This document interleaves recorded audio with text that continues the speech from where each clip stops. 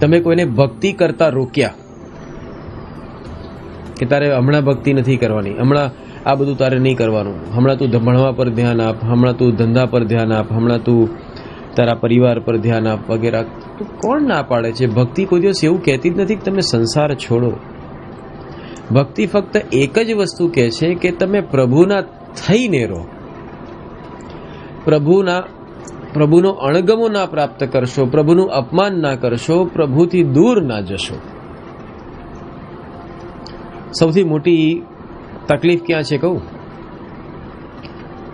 તમારા ઘરમાં દંપતી હોય તો 2 છોકરા થયા હોય, ઘણા લોકો કે ભાઈ અમારે એક જ સંતાન જોઈએ છે, પણ કદાચ અનાયાસે બીજી વાર પ્રેગ્નન્સી રહી ગઈ ને બીજું બાળક આવે તો તમે એને સાચવી જ લો છો, એનો ઉછેર કરી જ લો છો, તમે એનો તિરસ્કાર નથી કરતા. તો ઘરના 4 માણસને તમે મેન્ટેન કરી શકો તો 5મો કેમ નહીં? એ 5મો છે પરમાત્મા.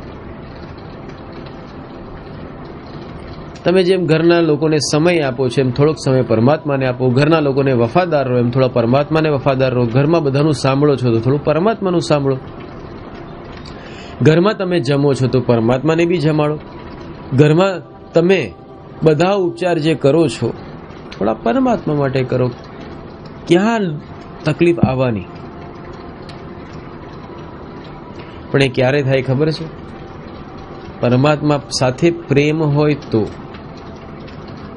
જગતમાં એટલું યાદ રાખજો કે દરેક જગ્યાએથી પ્રેમમાં તમને દગો મળશે, કારણ કે આ જગતની અંદર કાળ પુરુષે પ્રેમને ફક્ત નામ માત્રનો બનાવ્યો છે. પ્રેમ ફક્ત કહેવા માટે હોય છે, પણ જ્યારે માણસ પ્રેમ કરવા જાય છે ત્યારે એને એવું લાગે છે કે જાણે હું કરોડો રૂપિયા મારા વેડફાઈ રહ્યા છે. પ્રેમની સંજ્ઞા પોઝેસિવનેસમાં થઈ ગઈ, ઈર્ષામાં થઈ ગઈ, નિંદામાં થઈ ગઈ, રાગમાં થઈ ગઈ, દ્વેષમાં થઈ ગઈ, હક અને ફરજમાં થઈ ગઈ.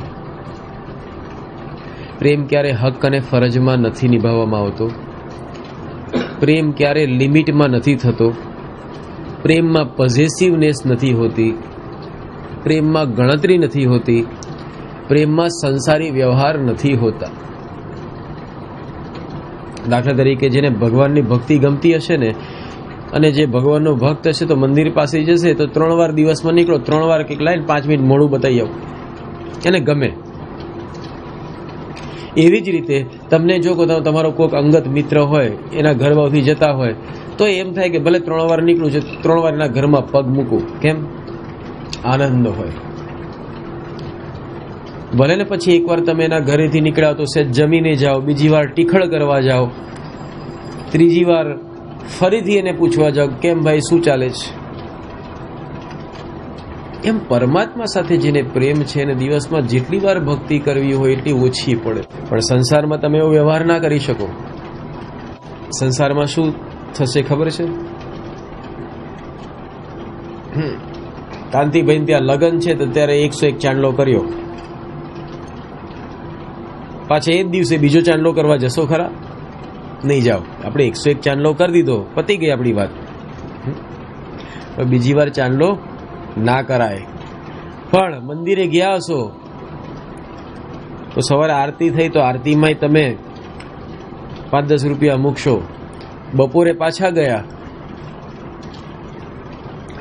તો ત્યારે ભોજન ચાલતું હતું તો રાજભોગના 10 રૂપિયા બીજા મૂક્યા.